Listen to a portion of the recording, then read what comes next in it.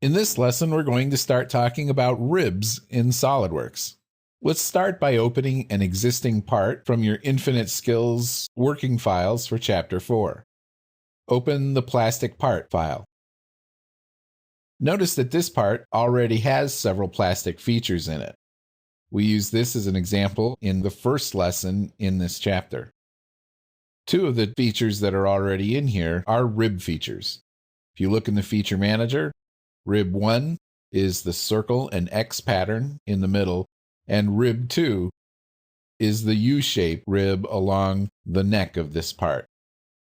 These two types of ribs represent what I like to call the plan view type of rib, which is Rib 1, where it is sketched from the top, so sketched in plan view. And the other type of rib that's created here is what I like to call the skyline type of rib, or if we're to continue the architectural metaphor, you might also call it the elevation, where what is sketched is basically the side view of the rib. The ribs, in particular, the plan view rib, can break a lot of the typical sketch rules in SOLIDWORKS, so it might be useful to pay attention to this exercise going through this feature. Let's take the rollback bar from the bottom of the Feature Manager and drag it up above Plane 1 so we can get the entire experience of creating the rib feature from scratch.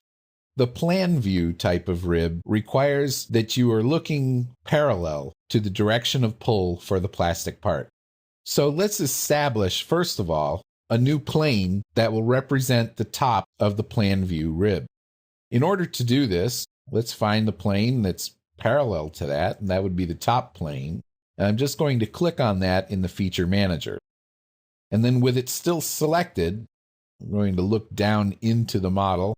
I'm going to bring my cursor over the edge of the display of the plane, hold down the Control key on the keyboard, and then drag this plane down slightly. The first time you do this in a session of SOLIDWORKS, the software may hesitate on you to some extent. When you get it where you want it, you can just drop it.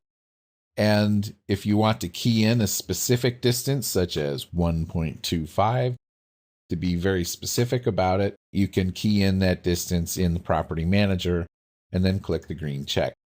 To get back to that distance, you can just double-click on the plane feature in the Feature Manager, and the distance shows up in the graphics window. Now we're going to open a new sketch on this new plane, and I'll just do that by clicking on the plane, using the pop-up menu to click on the Sketch tool. The next thing I want to do is to draw a circle that's in the center of this hemispherical feature. Let's grab the Circle tool, and first I'll hover the mouse over the edge, because this will often wake up a center point, but in this case it's not doing it for me. So the next thing I'll try will be to use the View or Hide Show items and try to turn on the display of temporary axes. This shows up the center. Revolved features generally will create a temporary axis. With the temporary axis showing, I can now bring my cursor, still drawing the circle, over the temporary axis in the center and pull out a radius. I can put a dimension on this, 3 inches. And next, I'm going to draw an X. And of course, this is breaking most of the sketch rules that you would have for almost any type of feature. Now, I didn't pick up any automatic relations here. Everything is still very loosely defined. So let's go ahead and try to tie this down a little bit more.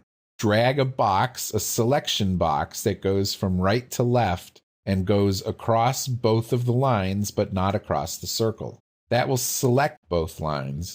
If you were dragging from left to right, you would have to have both lines inside the box. From this selection, select the Make Perpendicular option from the pop-up, then right-click on one of the lines, get the Select Midpoint option, and then Control-select the temporary axis in the middle, and select the Make Coincident option from the pop-up. Do that again with the other line. You may need to clear the selection first, so right-click, select midpoint, control click, make coincident. Okay, now we need to apply another dimension. With this dimension, we want to somehow relate the X of this rib to the outside geometry. So what I'm going to do is find the right plane. And this is with the Smart Dimension tool activated. Click on the right plane in the Feature Manager, and then click on one of these lines. This type of dimensioning may not be obvious, but it's a very handy method to use if you want to dimension from a plane to some sort of a sketch entity. Place the dimension and make it a 45-degree angle. Now, what's left is the endpoints of these lines. In truth, they're not very important because SOLIDWORKS will automatically trim and/or extend lines, especially when you're using a rib feature. But just for completeness and to help demonstrate some of the powerful functionality in SOLIDWORKS, I'll show you how to take care of these loose ends, as it were. The best way to deal with this is to select the inside hemispherical face of the revolve feature and then select the intersection curve tool from the sketch toolbar. If you do it in the other order, SOLIDWORKS may present you with a dialog box, which may just confuse you and adds a step to the process. With this new line that's created, or actually it's a spline, SOLIDWORKS is showing you where the intersection between the current sketch plane and the inside face of this bowl is located. This is not a line that we need to create any geometry. It's just something we're using for reference. And so select it once it's created and use the construction geometry option to turn it into a construction line. Now you can grab the ends of each of these ribs and drag it onto the new construction geometry. If you don't get an automatic relation, then control select the spline and use the make coincident option. From here, we can create a rib. The rib tool is on the SOLIDWORKS features toolbar by default, so let's click on that.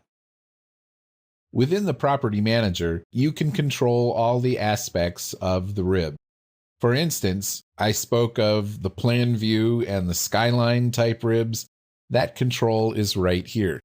SOLIDWORKS does not use the same words to describe it, but I think the plan view and skyline words are more descriptive than normal to sketch and parallel to sketch options that they use. You can see the direction of the material with this gray arrow. If you need to flip the side of material, you can either click on the arrow directly, or you can click the option in the property manager. In this case, we're also going to apply draft, and it automatically gets a draft outward option. But as soon as you apply draft, notice that there's another option above, and it has to do with the rib thickness. So are you specifying the rib thickness at the sketch plane, or are you specifying it at the wall interface? Most of the time, plastic part designers are very concerned about the thickness of a rib where it intersects the main part. So this at-wall interface is a good option. And specifying a particular amount guarantees that the rib will not get any thicker than that. Using very thick ribs on plastic parts can cause cosmetic blemishes or other problems in the actual flow and solidification of the molten plastic. The rib thickness can be controlled to be all to one side or the other, or the default is that the sketch represents the center line of the rib, which is probably the best option for most situations. Once you have all of the options set, press the green check to say OK, and SOLIDWORKS creates the rib with the parameters that you have specified.